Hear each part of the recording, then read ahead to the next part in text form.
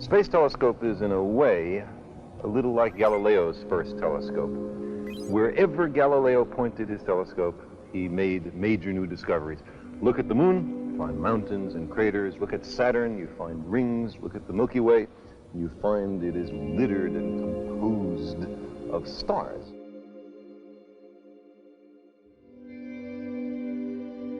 If you could look back in time, when would you look back to? Early man? The time of the dinosaurs? Or the birth of our planet?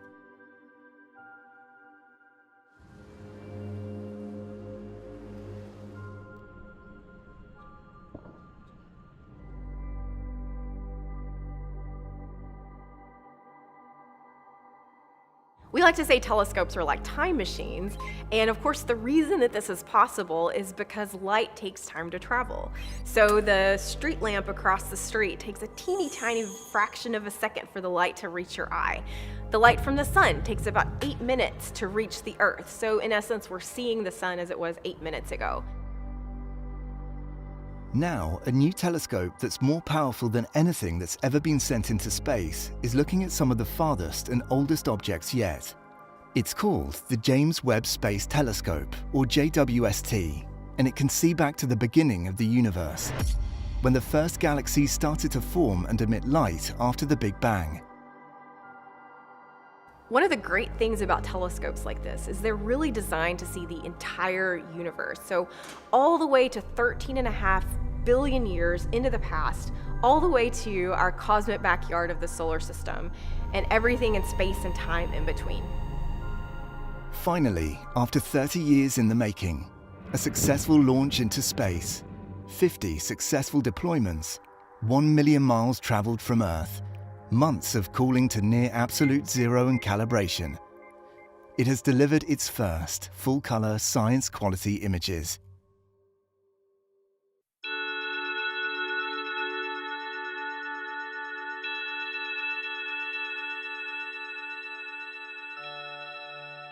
These images showcase the telescope's powerful instruments and offer a preview of the science projects to come. These first images really do signify the start of science operations. We have over a year of observations already planned, some really exciting things that we already have designed to do in the first year of operations.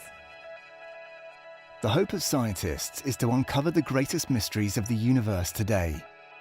We would like to observe galaxies as far away as possible. Red giant stars in the disk of Andromeda.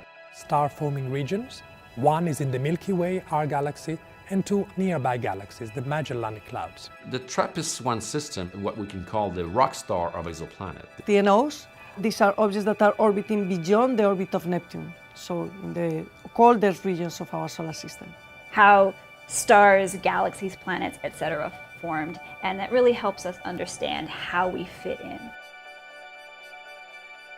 So we have all of these very specific, questions that we've planned to try to answer, and I think we'll for sure answer those. But I think we'll also learn things that we haven't even dreamed of yet.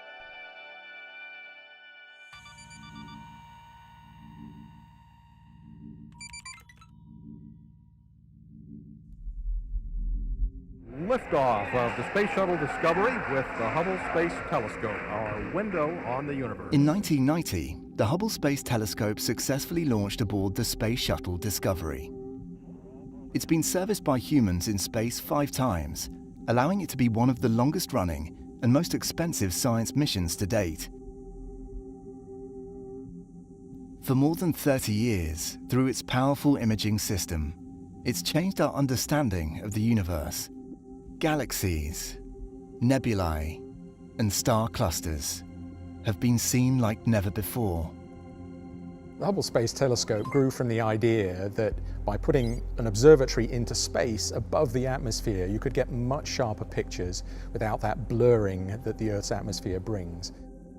So looking at places in our own Milky Way where stars are being born, and we're beginning to see evidence for planets being born in disks of gas and dust swirling around those stars, Things that weren't even thought of at the time when Hubble was built include measuring the atmospheres of planets going around other stars.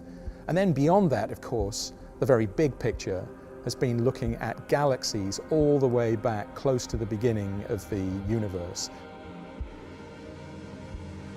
Perhaps one of the most well-known images came from what's known as the Hubble Deep Field. Instead of looking at previously known galaxies observed from ground-based telescopes, they pointed Hubble at a relatively empty part of the sky and took hundreds of long exposures over a 10-day period, then combined them. This first image changed the way humanity saw the universe.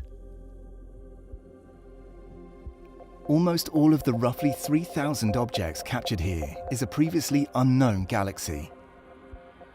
So Hubble has actually helped us illustrate the evolution of the universe from the first cold gas and dust, which was lying around millions of years after the Big Bang, and how that coalesced and agglomerated and swirled together to form galaxies full of shining stars.